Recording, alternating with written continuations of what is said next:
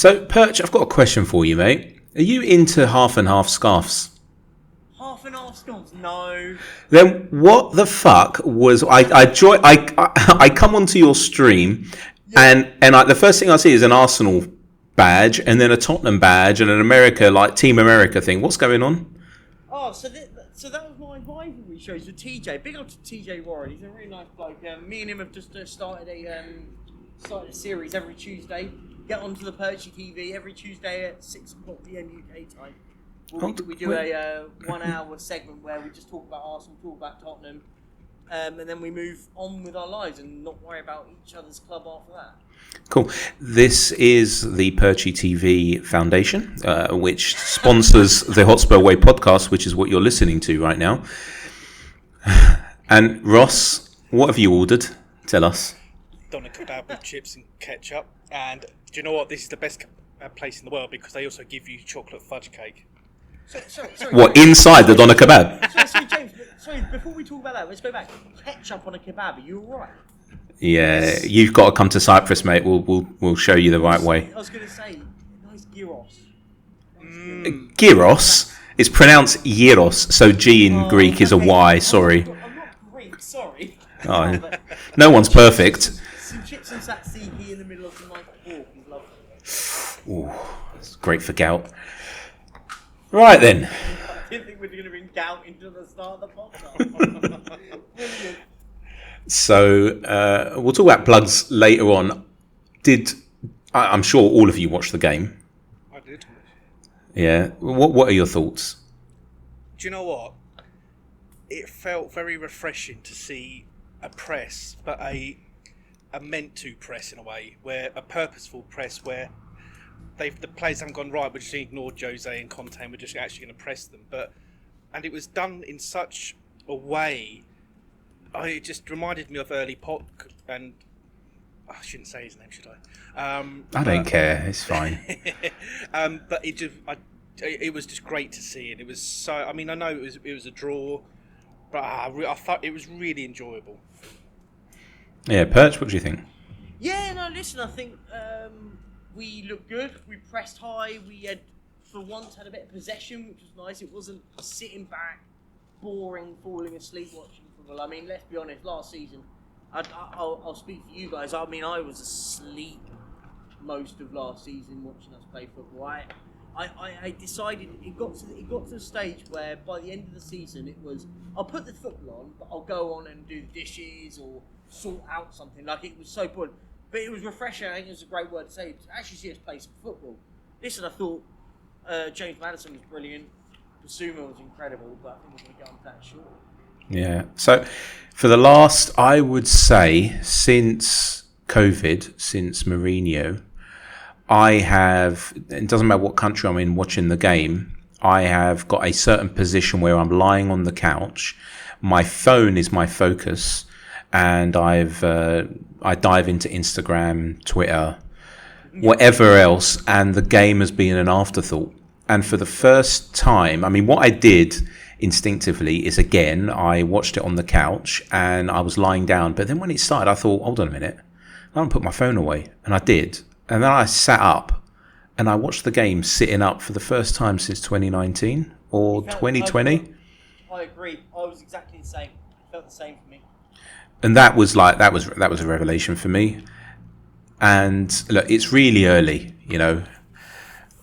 I went onto Twitter. I'm going to carry on calling it Twitter. I don't care. Went onto Twitter, and what I realised is there's a lot of people who are either insurance underwriters or they own insurance brokerages, because they were writing off loads of different players left, right, and centre. And what I can't seem to understand is we had, was it 4 debuts? And if you want to count Bissouma as a debut, which I think we should, then that's 5. I'm stealing Danny Kelly's trope. But It was definitely 4 officially, wasn't it? So you had Van der Ven, Bissouma, Vicario, and who else came? Oh, Maddison, of course. But I think, do you know what the key bit, James, is on that? What you said though, mate, was look at the back 5. If you count the goalkeeper in your defence, 3 of the 5 were brand new into the season. Yep. definitely. And For me, that says it all, doesn't it? yeah, Also, when you think that we lost Romero after 11 minutes, Yeah. I mean, I thought Davinson was really good. I didn't have a problem with him. Agreed. no, yeah. So Ross, I think we understand now why Perchy's apartment is so clean, because when he's doing the pod with us, he's up and about cleaning it up. I think that's what it is, because he's never near the microphone. It was a Mac. Am I not now? Yeah, you are now. Yeah, I think when you get too close, though, it starts to snap, crackle, and pop again. So I will be sending you a Yeti Blue, by the way. Okay. I've got a spare one, so I'll send it over to you. Just give me your address later. Not on air. We don't want all the crazies turning up in Barcelona. The junk mail coming. Yeah. So one thing I've got to say, right? I really would like another defender. And the reason why we need another defender is because our worst fears were realised when Romero went off injured just after 10 minutes. Fair enough, Sanchez looks like he's stepping up. I think he really is an arm round the shoulder type of player, and Postecoglou is the ideal man for that type of player. And he's really got him going. I think that Dyer has no future with us, and I think that the reason why he doesn't is because of the high line that we have to play. And I've seen tectonic plates move faster sometimes than Dyer, and I think that's why he just can't be in the team. And I don't know if the news is true that he's going to end up going somewhere, but we've got to start shifting out this deadwood.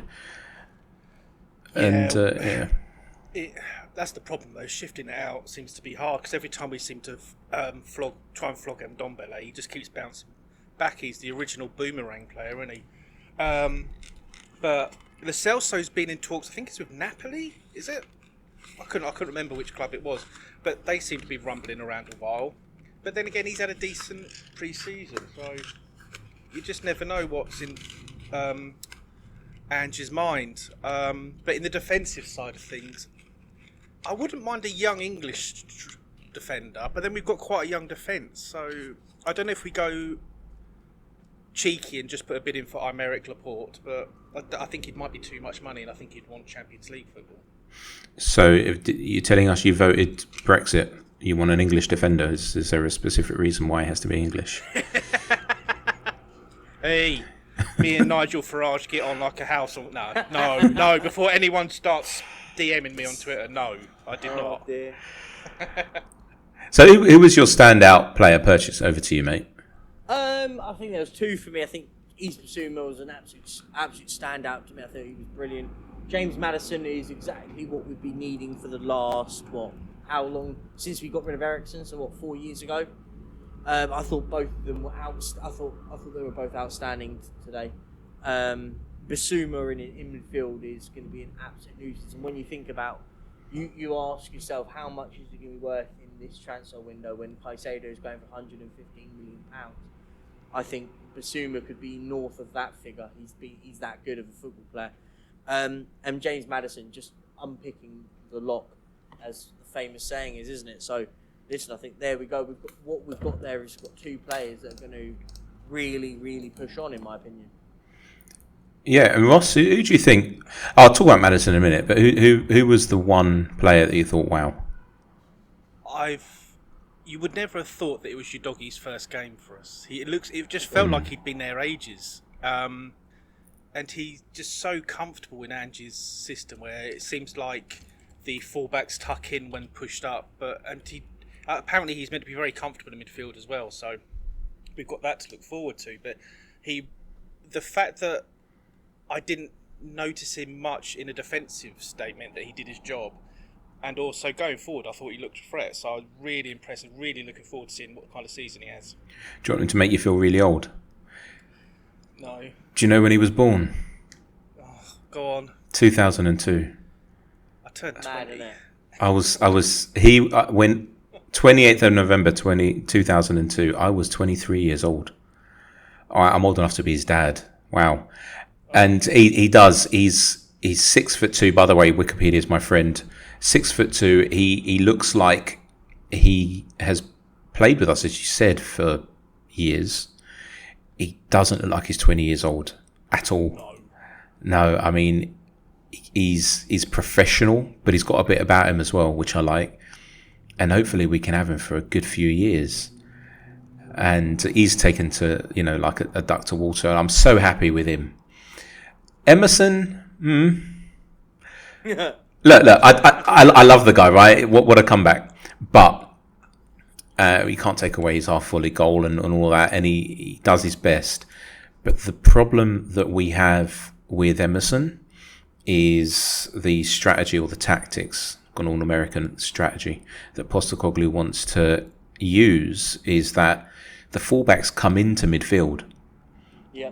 And I don't know if Emerson can do that. Right now, I don't think he can. I'm not saying he can never do it. But I don't know. I don't know about him. I don't know about Porro. Look, we've got a squad, right? It's not just the first 11. So I can see these players being rotated and shifted around 100%. I'm going to get onto Man U in a bit. For me, it was Maddison was the player that stood out for me. And I'll tell you why. It would have been Yves Bissouma, but he's been with us a year. He knows the players. He knows the culture. Or maybe not the culture, but he understands the nuts and bolts of the club, or he should do by now. But Maddison looks like he was born to play for us. And I think he's quite different from Eriksen. I don't think he's the same sort of player. Yeah, he's a lot picker, but he can do a lot more. Like, he's definitely more pacey than Eriksen. I don't think he does as much running as Eriksen did. I think that was one of his greatest traits, that he had always done more laps than anyone else on the pitch. But he can be in the areas where you least expect him to turn up. He is box to box. He's a lock picker. He's a number 10 and a number 8 all in one.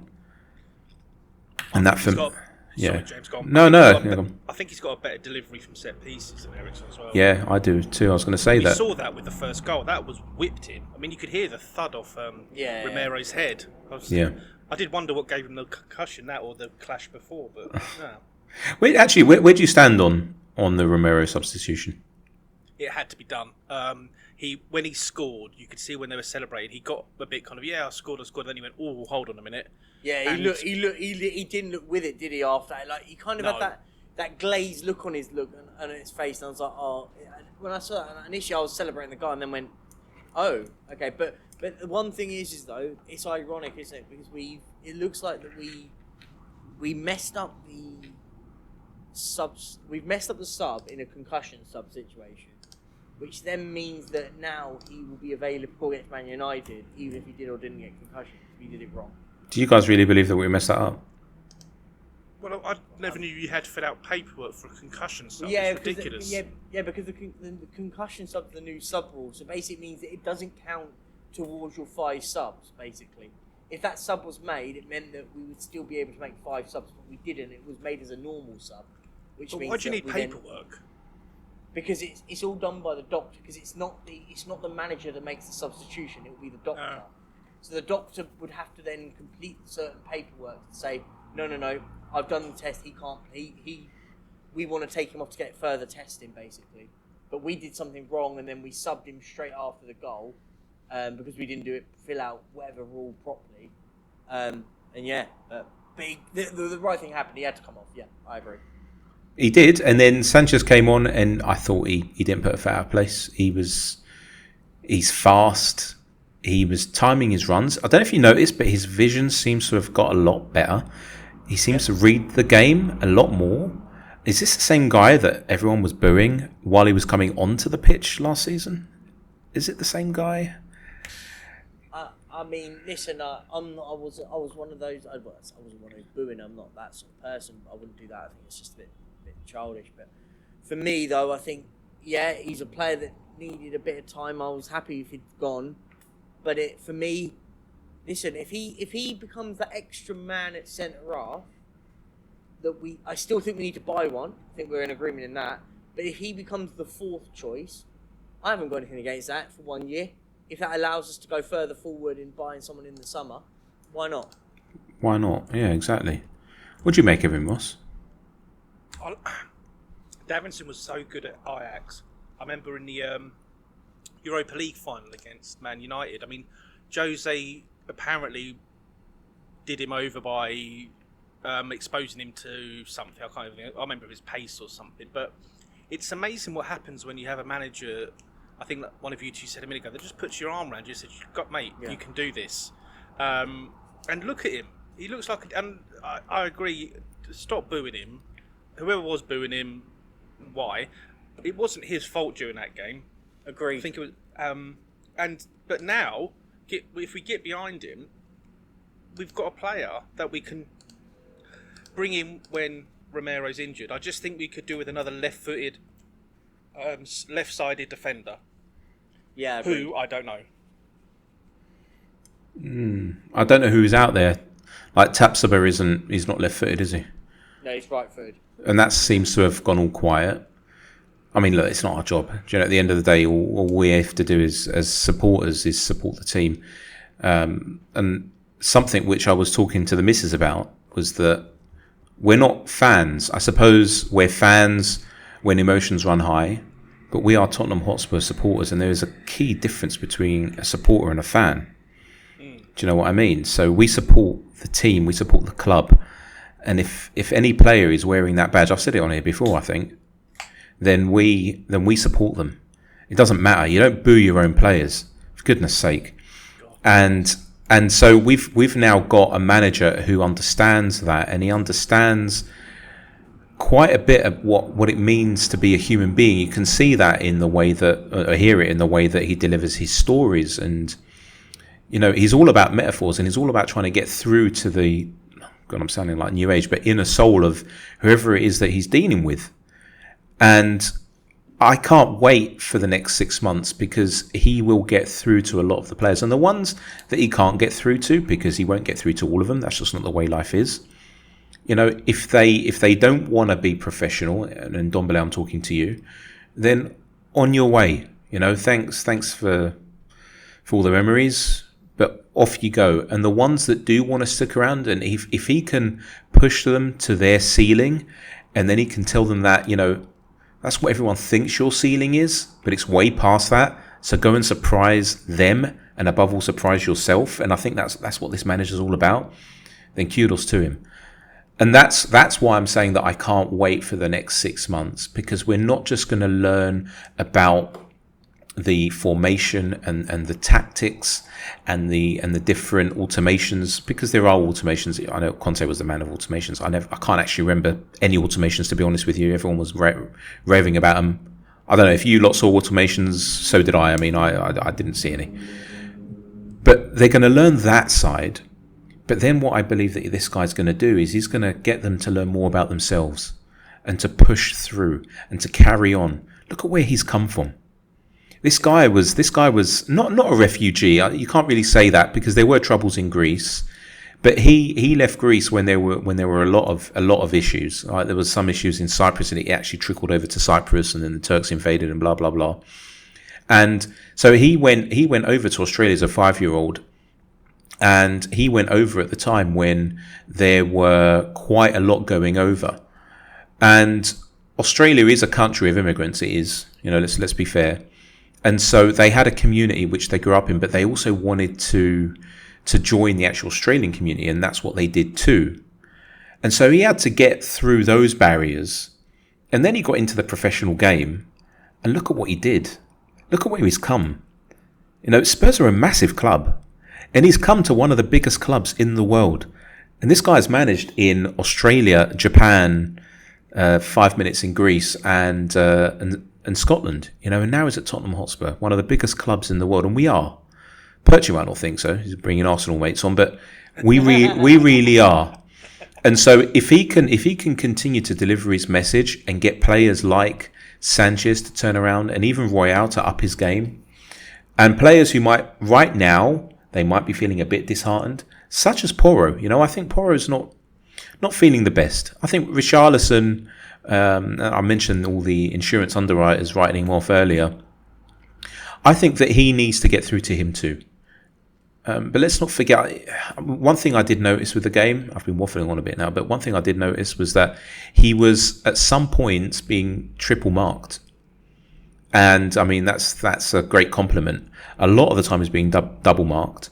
And we weren't really finding him as much as we should. And the times that we did find him, yeah, it didn't work out. But do we slate him? Do we say that he's not good enough? No, maybe he's not. But right now, let's give him a go. Let's give all of them a go. This manager is giving them a go.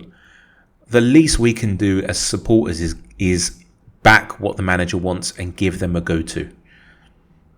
Yeah. Go on, Perchy, go on. No, sorry. So I was just gonna say, no, I agree. I think, listen, Richarlison's one of those. We use him as this sort of example right now. We use Richarlison as an example. I think one of those. I think I mentioned it on my stream just a moment ago that he's a player that you need to put an arm around his shoulder, isn't he? He's the one of those that you kind of need to blow a little bit of smoke up his backside and go, "You're the man. Look, Harry's not here anymore. You're the man that's going to be the one that becomes the new Harry Kane at this football club." So I think you're going to need Postecoglou is going to be that sort of manager that does that. So I see that definitely happening. For me, though, yeah, I agree. I think some, though, need to really... There's no more excuses, as I like to say, for some of these players. So, can we talk about Son? Yeah, go on. Do it. Yeah. Ross, what did you make of his performance? He started off brilliantly because the thing you said about treating his players better and just being a bit more like a father figure, he brought the whole team over to the away fans for their huddle. So it was a great start. And I thought it was a nice touch. I thought he had a quiet game. It wasn't... I think he's trying to... Whether he's trying too hard or trying to live up to this captaincy, I don't know. But he doesn't come across as that someone. I know he cares a lot. He had a chance in the second half I thought he could have done slightly better with. But no, it's the first game. He obviously had an operation, I think, in the summer. And so he might be just oiling the gears a little bit. And I really hope, and I'm erring on the side of I think he will come back into some form. Yeah. Perchy, what do you think, mate? Yeah, no, I agree. I think, do you know what? I think I use this as my sort of point in this. I think, weirdly, it's going to sound really, really weird what I say now, but you'll get my gist of what I mean by it, in the sense that I think actually playing against Man United, we might be a bit better accustomed playing against the Man United side. I think playing against these teams that will play a low block against us, we are going to find it difficult to break them down. Let's be honest, like the goals came from a bit of Jaymes Maddison quality to find Romero and a pop shot from the outside of the box from our right back. So I think we have to remember it in that sense, but I think we're going to find a little bit more fluidity and we're going to find a lot more time when it comes to Man United on the weekend. Well, before we segue into Man U, let's think about it. In a post-Kane Tottenham Hotspur, we've seen the first two Premier League goals of the 23-24 season scored by defenders. And that is a bit of a change, and it will be affecting quite a lot of the team. The fact that the talisman and the person who put the ball in the net most times for this club is not there. And so when they used to look up and they could play a short ball, they could play a pass out to him, and then they knew that where they would run into, he would probably find them. Because remember, he wasn't just a number 9. So that's gone. And so it's going to take some time. And I think that with Son, it's going to take some time because these two had such a great relationship. Yeah. And it's going to take some time. It will. And you can see already how, I think even Perchy mentioned it on his stream, just to plug that again. Yeah, always. Merchandise coming on its way. It was how easy Maddison has slotted in. And he's taken over the creativity. I'm not saying he's as good as Kane, but he is very creative, and he could probably be, in a different way, just as good as Kane in the creative. What we're missing, obviously, is that spearhead up front. And if Orban does join, hopefully he can be that guy, but don't put too much pressure on him. Or whoever we get in. Or we give Perchy, which would be the sensible thing, a bit of a run in the team. And once he gets one, hopefully he'll get a few. Yeah. I mean, I think he might score against United, and that leads us into that game. Did you guys watch the United game yesterday? Yeah, I did actually watch that. What did you make of them? I thought Man United were very, very ordinary. Is probably the best example to put from. This is one of those games where it's right at the beginning, so we say this now, and then all of a sudden, then they go and do this, that, and the other. But like, I'll be honest, I thought they looked really, really ordinary against Wolves. I thought Wolves deserved to get anything they're saying out there, and they probably should have got a penalty at the end. But let's be honest, they didn't look amazing, did they? I personally don't think Ten Hag's a great manager. I think he's a good manager. I just think the way what he's doing there, he's doing something there. But they're missing a number 9, aren't they? I know they signed Højlund, but he's injured. If I'm right in saying, I don't think he played, did he? No, he's injured. No, he's injured, isn't he? But that's what I mean. They're missing that out and out number 9 there. But I think when they get someone like that, I mean, weirdly enough, I mean, they needed Harry Kane, didn't they? Let's be honest. They needed a Harry Kane, and that would have elevated them. But I don't know how Højlund is going to be. He might be the one. He may not be. But yeah, I just think at the moment, I think I think this is exactly the best time to play them. Don't you think? I don't. Yeah, and also I don't think Mount was much. I still don't he get had a poor game. I still don't get the hype around him. But that's Man U's problem, not ours. Yeah. But obviously the penalty that didn't happen was ridiculous. I didn't see much of the game, because it was just so droll for the first 20 minutes. So I did turn over to watch some cricket, but it was the words coming out from Twitter, and you can kind of get a medium from it. It wasn't that impressive, and Casemiro had a bad game as well. Yeah, and it'll be interesting to see how they come up against us. I don't think. Well, Rashford has said that he doesn't like playing through the middle. He prefers coming from the left. So that's going to be. So that's their issue, as you just said. They do need that focal point, that number 9. Yeah, Kane would have been perfect for them, but oh well. If a player fitted role as well would have been perfect for them. He'd be their leader, and he would be able to lead from example. So, Perchy, I'll just pull you up on something you said, mate. You said that you think that they're doing something. Ten Hag. They will. Do you know how much money they've spent since Ten Hag has come in? Whatever. I mean, we can. Whatever. £356 million, 415 million euros. They haven't bought bad players though. Let's be honest. I mean, isn't that then an indictment that he isn't as good as some people think he is? He won a trophy last season. Like, let's put it frank and honest. They won a trophy last season. Whether we judge the trophy that they won on whatever sort of level, they still won something. I think it's very, very reactionary to sort of judge it in any other way. No, I get your point, but he's been there for one season. Yeah. I think he spent nearly €500 million. That's a lot of money. Yeah, they won a pot last season. Well done to him.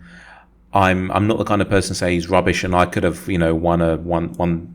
What was it? What did they win, the Carabao? Yeah, I could have won the Carabao with his players. Obviously, I couldn't. I'm not a manager, but do I believe that he's as good as some people are making out? I've got my reservations about him.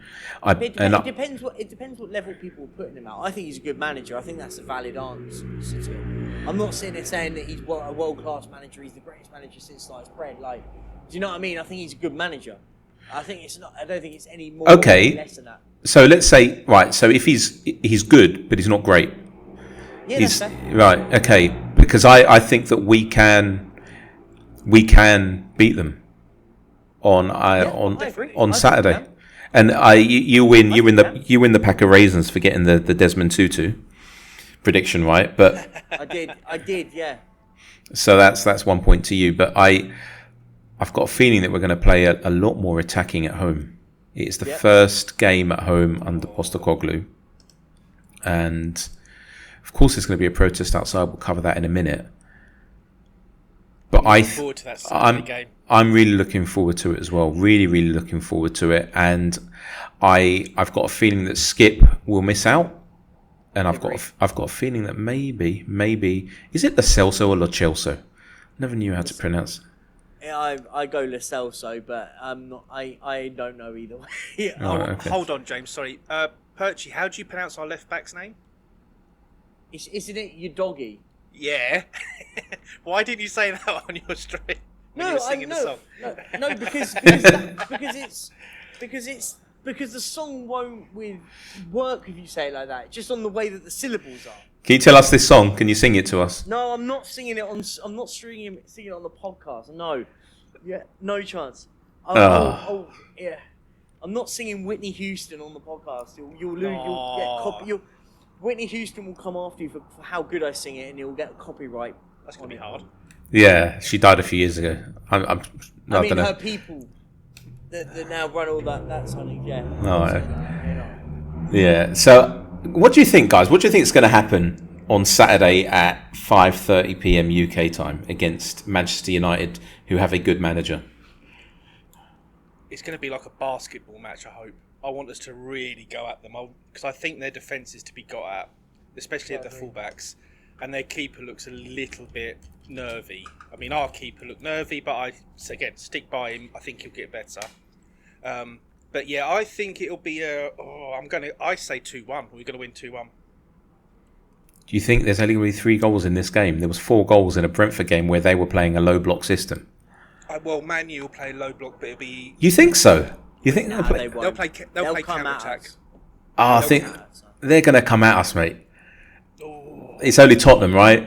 What the thing is, you got to remember, they've got to look at that and go, that back five, as I always say, back five with the keeper, brand new. They'll be thinking that their reaction will be brand new. Let's get them. We don't know how how them lot are going to suffer. Bear in mind, let's be honest, we didn't have any of that against Brentford. They didn't come at us at all. They hit us on the counter and caused problems. They're going to push at us hard, I think. Look, when I was watching the game, the Man U Wolves game, remember Manchester United were at home. The only thing that I could think of was complacency. Mm-hmm. Really, that's honestly all I could think about, because what it looked like to me was that either the players or the manager, maybe the manager was trying to say to them, guys, it doesn't matter if they've just got a manager who's been there for 2 minutes and he's new to it. He was probably trying to tell them not to be complacent. The guy, there are some videos of him giving team talks, and they're some of the most uninspiring things I've ever seen in my life, honestly, compared to our manager. So uninspiring, so monotonous, so boring.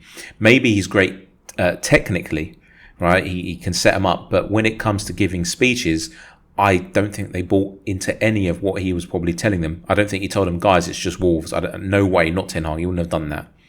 But the players, they thought, okay, the guy's literally been here for a minute or two, so what I'm going to go and do is, we're just going to easily, turn him over. Gary O'Neill's a good manager. He showed it last year. He really is. He's a good manager, and Wolves should have won that game. And God knows what VAR was doing. I mean, when people talk about conspiracy theories and VAR, you can't argue. I mean, what can you imagine if that was a Tottenham game, or if it was the other way around? So the Wolves keeper came out and clattered. It was nowhere near getting the ball. Yeah, it was stonewall, wasn't it? So do you think that Ten Hag would have been saying, well, I don't think it should have been a penalty? Like you were saying, I mean, God knows. I mean, for me, just he lost some respect when he was in the interview after, where he says, he didn't think it was a penalty. Come on, mate. Come on. Yeah. So I'm hoping that we thrash them, and that will be a secondary reason that we can just say, shut up. Wolves, this is for you, mate, and for all of us lot. Listen, I think it's going to be a good game, though. I think if we put it back to us, I think, listen, it's going to be one of those that will be all over the place. I think we're going to be defensively worrying again in patches, but I think what we will do, I think what Son, Richarlison, Kulusevski, so used to saying it, it's weird, isn't it? Weird. But, I think they're going to have a lot more space against Man United. That's the difference. There'll be space available for them to do their bit of ball. And what would you change? Would you change anything, or would you keep the same lineup? I'd make 2 changes out of that whole lineup. Obviously, bear in mind, I'm counting this as Romero will play.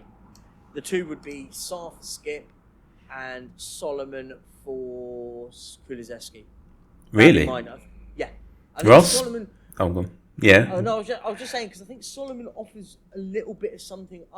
What concern for me is with Kulusevski and Son is they're very predictable.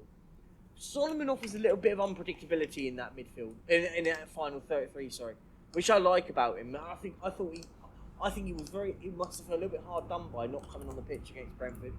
But I think he'll get an off. I think he might. I don't think he will, but I think that's how I would do it. Ross? What I would like to happen, and I'm going to throw the biggest curveball ever, I'd like Scarlett to have a chance up front instead of Richie. I just think we all said that about Kane when he started. Now, I'm not saying that Scarlett's going to be the next Harry Kane. He might not be, but the lad's been chomping at the bit for a while. Just throw him on, see how he does. But I don't think he will, by the way. Against Man United, I think that would be... Yeah. But Ross, there's two things on that one, mate, that I would be massive against. What that does is you're throwing a young player to the Lions' depth. And what then you're also doing is you're massively undermining the likes of Richarlison. No, I know. You've got to remember, like, this is what I say to people, because everyone just says, oh, play some down the middle and drop Richarlison. I said, you can't do that, though. Like, you could, because I think it will be, you've got to remember, like, the way this manager operates, he's not going to just do that. Do you get my point? Oh God, yeah. I'm just in a kind of. Wouldn't it be nice? Little Dane. Go on, give him a game. I think he'll stick with Skip because he offers a bit more defensive solidity. I think than, even though I think Sar's a better box-to-box midfielder, I just think the way that number 4 plays in just behind the more creative midfielders, more attacking midfielders, it needs to be a bit more defensive minded. I think Skip just has that better nous about him. But if Sarr started, I'd be very happy. You know, I think we're so lucky to have a very good youngsters coming through. We need to look at them. But no, I think I think Decky will start. He's a bit. He's just. I swear, I could see little sparks and little green shoots of him coming back to form on Saturday. I'm not saying he played brilliantly.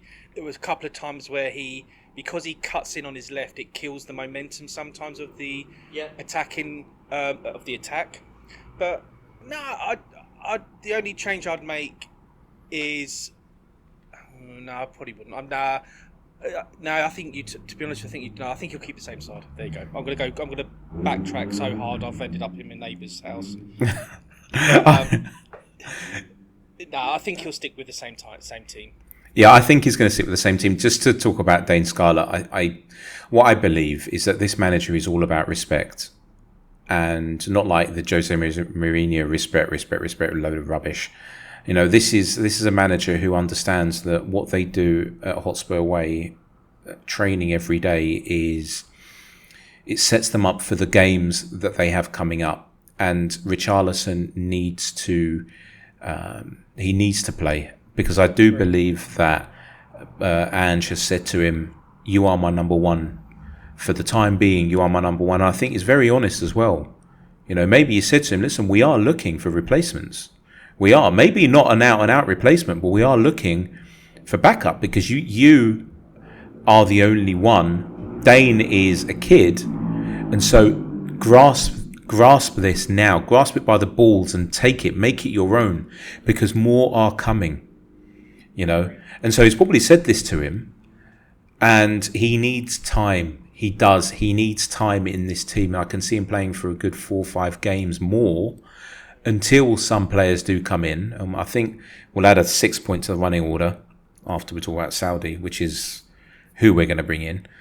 But I think that he's going to keep the same team, but it will have more space. I don't know if you noticed that Brentford were tiring towards the end because they were running. They did a lot of running throughout that game, doubling up on our players. I think both teams were, to be fair. I think both teams didn't have a very good pre-season.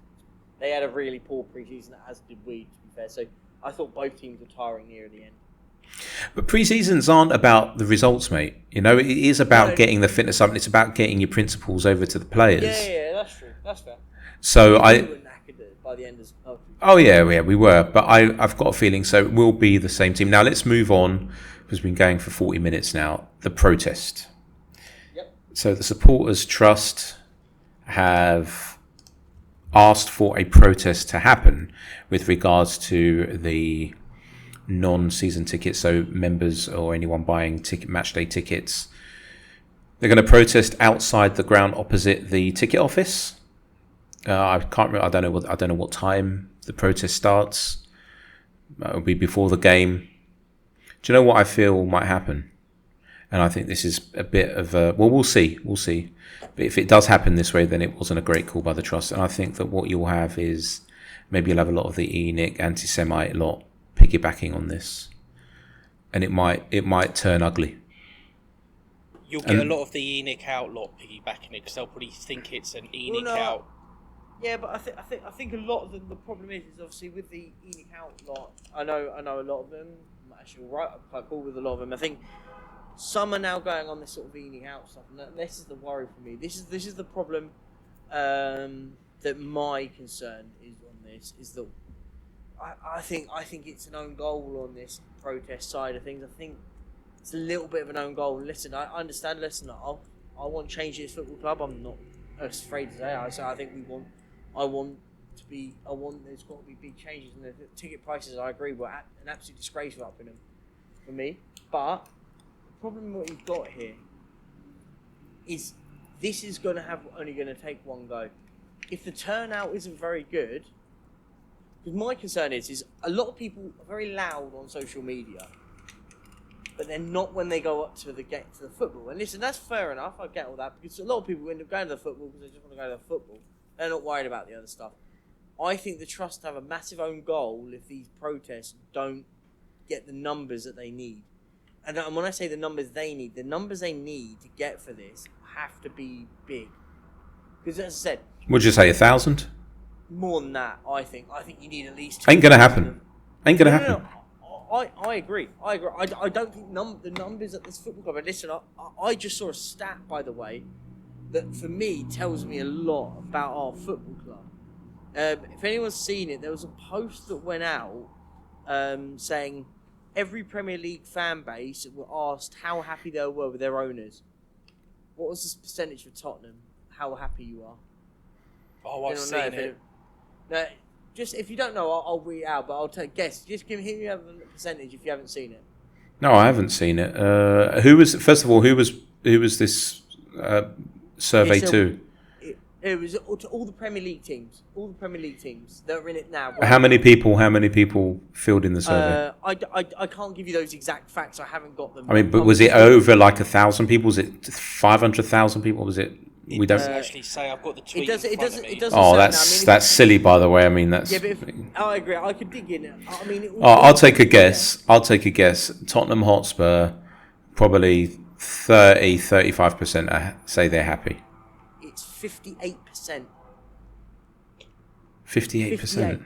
So more than half of our fan base. This is, as I said, and I'm using that in air quotes, judging that because we don't know the sample size. As I said, if that sample size was 100 people, I mean but 58% of our fan base, based on this statistic, are happy with the owners. So if we're using this, and as I said, I'm not using this as exactly it. The problem what you've got there is more than half of the fans want it. Do you know what Everton's was? I'll use this as a comparison because Everton want change of their club as well. What's Everton's, Jaymes? Guess. Ooh. Well, if you're saying 58 is Spurs, it's probably 45 at Everton then? No, it's 8%. 8%. 92 of 100 people want change. They want new people with them. And if you can hear that, there is someone playing music outside. But yeah, 92 of 100 Evertonians, as a theory, want change of their ownership. Now that's the difference. Does that make sense? Well, I'll tell you why I don't think this process will work. And I wish Spooky was on now. He would tell you the same thing. When you go to the games, I don't think... Oh, I'd actually love to know what the stats were, but I don't think that a large percentage of people go just to watch the football. They go because they're going to meet up with mates. They go because they've had a long week at work. And, all right, it's summer now. I don't actually know. What's the weather like in the UK right now? I think it's horrible, which is quite overcast. I mean, it's been nice today. It's just a little drizzle. Oh, okay. So they go because of the overall experience that they're going to have, where they can talk shit with their mates and blah blah blah, and they can meet up, they can have a few jars, and they can just catch up on things that aren't harbouring life. Do you know what I mean? Or not harbouring life, you know what I mean? So that aren't the daily routine things that get in the way of everyday life. That's what I'm trying to say. And so to then ask these people, listen, can you go along? Can you not meet up with your mates? Can you just come and join us so we can try and change these ticket prices? I don't think a lot of people care. But Jaymes, here's the key point with this. I'll use this as the final point with this whole protest thing. They've upped the prices. But what happened before this protest and was announced by the trust? What happened? What, Kane? What? No. Oh. Ignore Kane. Just talk about ticket pricing. They announced the first 3 games sold out in 40 minutes. I tried to get the Man U. Yeah, so but you see my point. But yeah. regardless of what people think about it, whether we think it's a disgrace, and I do. I think it's an absolute disgrace of the pricing that we have in this football club. It's the reason why I don't pay money for the football club anymore. Stop doing it. But it makes no difference. Daniel Levy's sitting back going, should have put it up more. Let's be honest. We joke about it. Should have put it up more. In 40 minutes, all 3 games were sold out. Yeah. Man United, Sheffield United, and Liverpool. Boom. There you go. So what difference does it make? Whether the only way this works, and I stand by is when people stop going. If people want change, and I do, the only way for me it works when you stop going. You stop putting your money into the system. It's the only way it'll work. But it's, I mean, we've spoken about it. So many other people have spoken about it. It ain't gonna happen, because you will say that you don't want to go, and you might not go. But you've got to understand that there are. I mean, they sell Tottenham Hotspur tickets at tourist boards in over 200 countries. I mean, it's a business now, and so they will pick you up from the airport, from your hotel. They'll take you to a meal first. Then you'll meet up with a group of other supporters who you don't know, and you'll ask to network with them and become friends. And then they'll take you down to the different pubs in the ground. Then you go and watch the game together, and that's what they do now. So yeah, the standard Spurs fan who maybe lives in and around London, who's being priced out, it's a terrible shame for them. But the club don't see long-term vision. So, for instance, if you've got a family who are Spurs fans, and the dad or the mum had always wanted to take their kids to the stadium, and now they can't because they've got 3 kids, and it's going to cost well over £100 to go to the stadium, then you may have lost that family. Yep. They may not ever. That bug that gets us all. Right? Maybe we'll have a pod about it one day on how we all became Spurs fans, supporters, should I say? But that bug might not hit them, and you'll end up having a lot of tourists at the stadium. That isn't the way forward.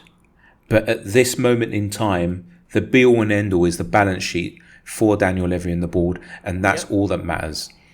And so and also to counter that, not even to counter that, but to support it, you then have fans who are going along, and I'm pretty sure Spooky's going to go. I'll ask him, and maybe we'll meet up with Bardi and with T and with the rest of them. And the plan was I was going to go there as well. I was supposed to be there.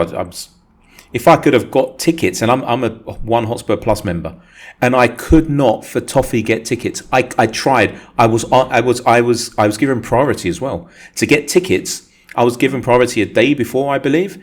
And I logged in an hour after, and they were gone.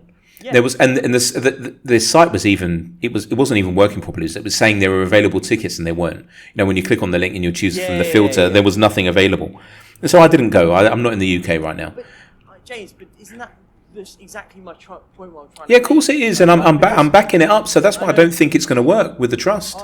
Because the thing is the trust is on the ticket pricing. The problem is listen, like, good luck. Listen, what I will say though, by the way, good luck to them. I'm always one of these that will always back the guys that do it. I know a lot of the unique out guys and stuff that have been doing it for years. By the way, they're good. Some of them are very good friends of mine. And listen, I always say to them, fair play, keep at it. Same with the trust guys, keep at it, fair play to them. But I think it's a massive own goal when we, as a fan base, we sell out a stadium 3 times in 40 minutes. Let's just put that into context. What's that? That's 180,000 tickets were sold. I know it's not as clear cut as actually got season ticket holders, but let's just put it out there. 180,000 seats will be filled in 40 minutes. But what's going to make? Do you know what I mean? It's like, okay, Yeah.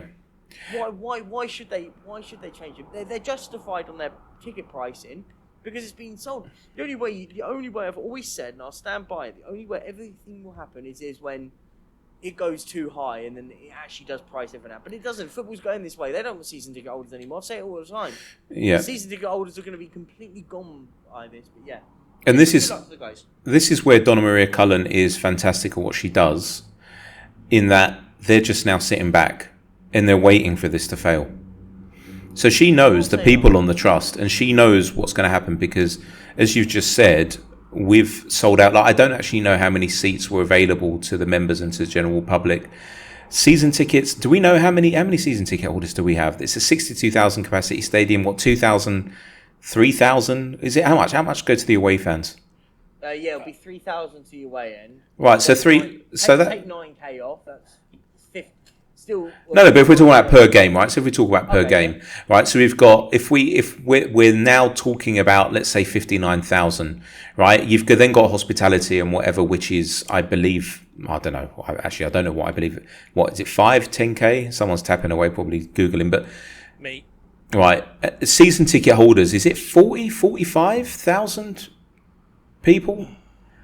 Or have I overshot it? It's probably around that, between, So you're talking about, we're maybe talking about 10 to 15,000 tickets available to members and general public per game, is that correct? It's 50,000. 50,000 season ticket Yes. holders, wow.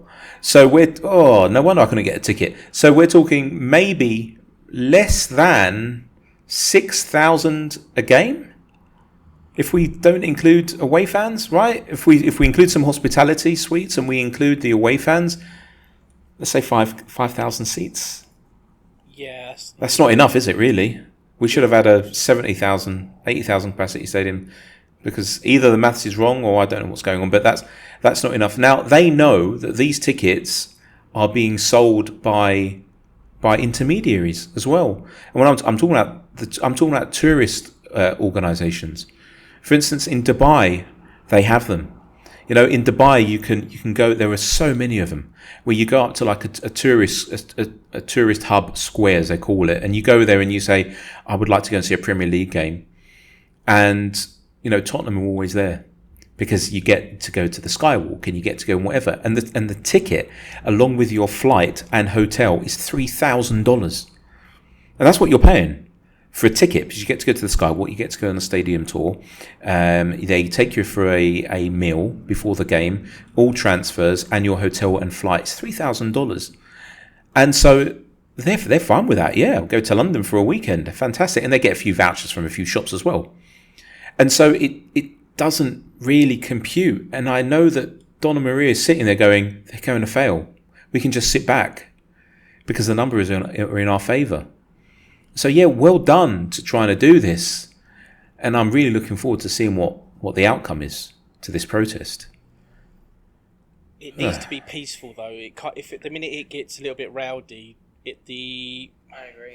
But again, it turns into a Levy will turn around and go, look what you did. They won't even need to. No, they won't need to. Again, what Donna Maria is banking on is that it does get rowdy. It does have the anti-Semitic trope to it. We do have people with flags out there showing different things, you know, with Money and Daniel Levy and Joe Lewis and blah, blah, blah. And then the club don't need to say a thing, because you know what? Everyone who is against it, or maybe has had a bad experience walking through and being name called and shouted at and whatever, Twitter and social media will do all of their work for them. And they're counting on this. Yeah. So I'm hoping that none of that happens and it is peaceful and it is just a protest, and there are, let's say, 5,000 or 6,000. I mean, they've got 10,000 members, right? The trust, I think. I don't think they'll get anywhere near that. Maybe 10% if they're lucky, which is 1,000. I doubt they'll even get that, because the ENIC outlaw were getting what, 50, 60, 150? What was it? I can't remember. Not many. Well, they'll get a couple hundred protest. That's the problem is you need numbers if you're going to do it. This is a conglomerate of a company, by the way. I say this all the time. This is a £6 billion enterprise that they've decided to build. A few hundred people aren't going to make a difference. Whether we want that change to happen or not, it's going to make no difference. I've said this. I hope. By the way, I hope I'm wrong. I want it wrong because I want change at this football club. I say it all the time, but for me, you've got to be realistic about it. You know what I mean? But what change do people want? They want Daniel Levy to leave. Is that what they want? Really? He's not going anywhere. Where's he going? Where's he going? Why would he go? The owners of the club, it's ENIC and Daniel Levy. Yeah. Okay, ENIC are, to all intents and purposes, not owned by Joe Lewis. They're owned by a family trust, which is his son and daughter. Okay, and yes, they're taking a greater interest, or maybe there was PR about a spin late last year, which was showing that they were taking a greater interest because maybe they knew this court case against their father was coming, right? So they had to show something. The PR wheel wasn't strong enough, though, for that. And so they're not going anywhere. Daniel Levy is 60 years old. Maybe in 10 years' time, in a decade, when he's had enough and he can't be bothered any longer, he'll leave. But you know what? It's ENIC and the Levy family who own it. In 10 years, his son is going to be mid-30s, I believe. I met him once. Mm-hmm. And he's a decent kid, by the way. He'll take over. The Levy family will continue. Unless there is a bid, an enormous bid, and by that point, in a decade's time, there are going to be the high-rises built. There is going to be the hotel. There's going to be a lot more land purchased, not just at Tottenham, but at Hotspur Way. So this is, to all intents and purposes, an entertainment's real estate organisation. And if you want us to go, put up the money. And you're talking about getting rid of 2 major shareholders. Good luck. Okay, there's only a handful of people on this planet that can do that. It's state owned, so we're talking about Qatar or Saudi. Dubai doesn't have the money. Okay, Abu Dhabi does, but they're trying to make changes all because their oil's running out. Bahrain and the other Gulf states don't have the money. So it's either Saudi or Qatar. They're the 2 richest ones. Or it's going to be some hedge fund from America that takes over, and then we won't even know who is in charge. So let's I'm not trying to say let's be careful what you wish for. I'm not saying that. But if you want Levy out, you need to find 6 billion friends who are willing to lend you £1. Well, that's the bit for me. I'm quite realistic with it. I want change, but I'm not naive to the fact that it's as easy as anything when they've got a £6 billion industry that they've created, and the rest. By the way, this is an industry that's rising. Listen, they're getting bits in everywhere. There's a reason why that stadium is packed out all the time, not with just football.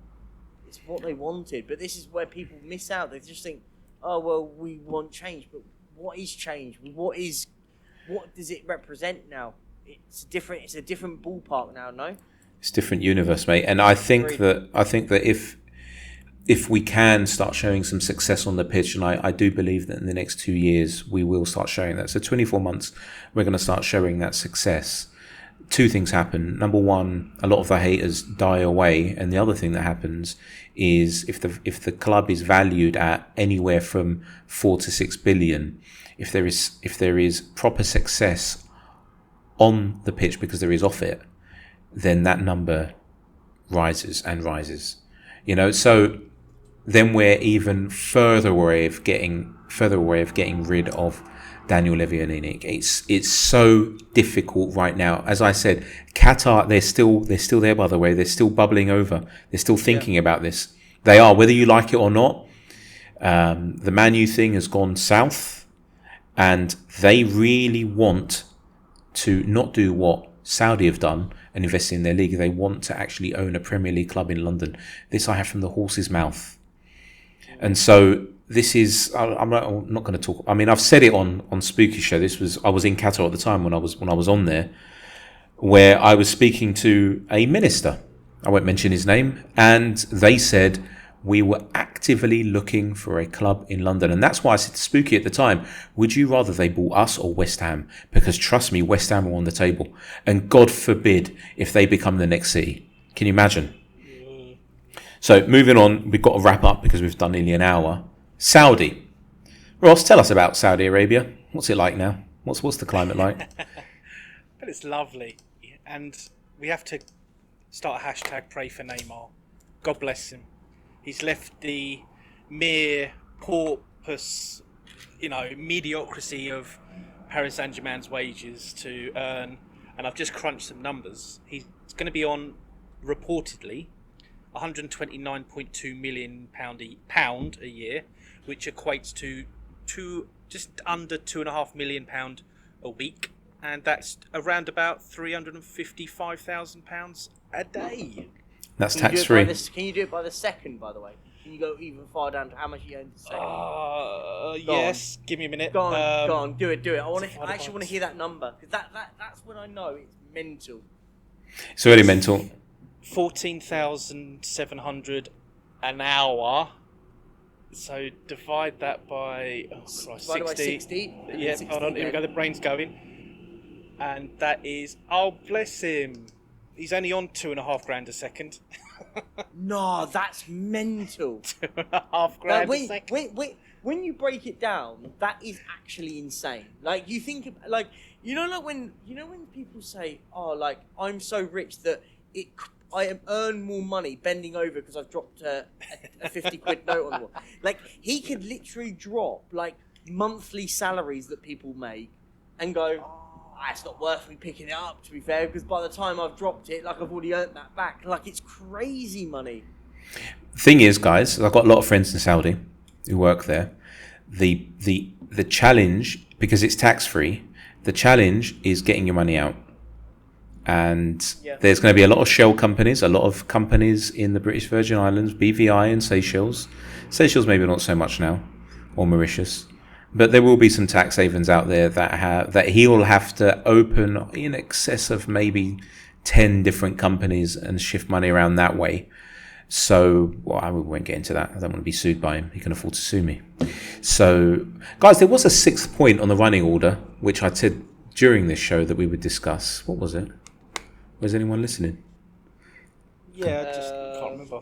I can picture the 3 listeners saying, you were going to say this. Let's talk about quickly before we go, before we get to predictions. Who are we going to replace Kane with, and when? Well, it's got to be in 2 weeks' time. There you go. That's me right on the fence. I think Orban is progressing, and it's the noise is becoming louder and louder. What, like the Tapsoba deal? This has got a bit more meat on it. I think because Van der Ven was always in the background, ready to be triggered. Van der Ven was always the number one target. Yeah, I think because he had balanced it out, I think Van der Ven was the first one, and he's got so much pace. I think if it doesn't happen, or Chelsea go, ooh, we'll have him. I was going to say, Chelsea and their million other, well, they haven't got Nkunku, have they, till Christmas or something? Oh, sorry, they've only just gone and signed about a whole midfield in a week. It's crazy. It's ridiculous. But no, I think if it isn't Orban, I'm struggling, because I don't think Vlahovic will come over. Why? Why? Because we're not in the Champions League. I can maybe PSG might go, ooh, striker. Maybe we can get Mbappe on loan for a year. He doesn't seem... Well, no, he's actually cheered up, hasn't he, in the last 24 hours? Oh, yeah, no, he looks like he's about to sign a new deal as well, which is even it's more so pathetic. It's so pathetic, that was. I'm so shocked. Say that, though, I'd have that money that he's about to get paid. He's going to probably have a key to a city or something. It's mad. Yeah, but I think the striker... I think it'll happen... If it doesn't happen this week, early next week, I don't think he'll leave it to the last minute. I hope not, anyway. Well, the thing with Vlahovic is that Juventus are really trying to balance their books right now.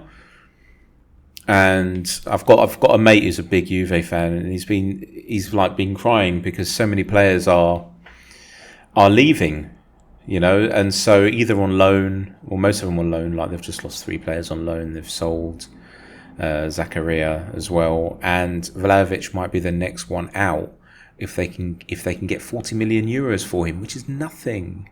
Really? Nothing. Yeah. And so I think that we could get away with a 10 million euro one season or 2 season loan for 15 million. Well, it's not my words. This is Pepe's words, where he said to me that for like 15 million euros, you probably get him on a 2-year loan, the same deal that we had with Kulusevski. And we all know who turned up on Saturday, you know, Yeah. and you know, was just hovering. He's not part of Tottenham, really. Well, I don't know if you heard what Billy T said, but he said, you know, he didn't say I'm doing this. He says we're trying to. So he made this mistake, and so we're talking about Paratici, sorry. And so yeah, I've got a feeling that there will be a Vlahovic deal in the offing, as maybe Orban as well. And you know what? They're not deal breakers, as in financial deal breakers. If we get Vlahovic on a 2-year loan and he turns out all right, and then we buy him for, let's say, 25 million euros, and we get Orban for 25 million pounds with some add-ons, taking it up to 30. If they don't work out, it's not the end of the world. It's not. You know, and Ndombele, I mean, look at the money we shoved on him, and he's gone, isn't he? He's useless. Look, guys, I think we've come to the end. Before we go, predictions. Manchester United. Let's go over to Perchy first, because he's leading in the predictions score list or score chart. Yeah. What do you think, mate? What a prediction. Oh. Is it bold for me to go for another Desmond? Do whatever you want, mate. I'm going another 2-2 draw, you know. I have a weird feeling about it. Go on, I'm going 2-2 again. Ross? I'm going 2-1, Maddison to score, and I think Son will come off. I think he'll break his duck. So Maddison to score as well as Son. As long as our Captino, yes. El Capitano. All right. What do I say here? I've got a feeling. Is their new £72 million signing going to play? He's not. I don't think. He's still injured, isn't he? 3-1 to Tottenham then. I don't know who the score is going to be. I like it. I like it a lot. I like that. There you go. So we are back every week, which is nice, instead of 2 weeks. And I think it's been all right, this one. We're going to catch you guys again probably next Monday or Tuesday, and maybe have crackers on as well. So there'll be 4 of us. We'll see. We'll see how it goes. So, anything to plug? I've got a YouTube channel, if you didn't know. Have you really? Nah, no one knows that one. Yeah, at the Perchy TV, over on YouTube, on Twitter at the Perchy, and if you've got Twitch at the Perchy TTV. But that's really all for me. Cool. And Ross, tell us about Spurs Simpsons. Who follows you? That's important, other than me. Or Perchy. Right. Yes, this little unknown club, Tottenham Hotspur, follow me. Really? After I broke a deal with them during the North London derby when we won, I said to them quite famously, "If we win, you follow me." And the guy who was running it then, who was so much more interactive, went deal, and they did, and I think they still do. God bless them. They don't interact at all these days, which is a shame, because I think it's a way to, you know, speak to the fans. But oh well. But no, it's it's at Spurs Simpsons. I'm on just ticking over 6,000 now, so you know, let's get to 10 by the end of the season. Yeah. Cool. So, and we can follow you at Spurs Simpsons. Is that right? You can indeed. And I'm at Jaymes Coys, that's with a Y in it. So obviously Coys has a Y in it. I mean, my name James has a Y in it. Jaymes. I'm plugging myself because I think I have 6 followers. So yeah, if anyone wants to follow me, that would be cool. And obviously, please leave a review if you liked this show. Hopefully you did. We've been going for nearly 70 minutes. So with VAR and with extra time being added, we've gone way over the hour mark. But it is what it is, and we hope you're happy. And we'll see you guys later on.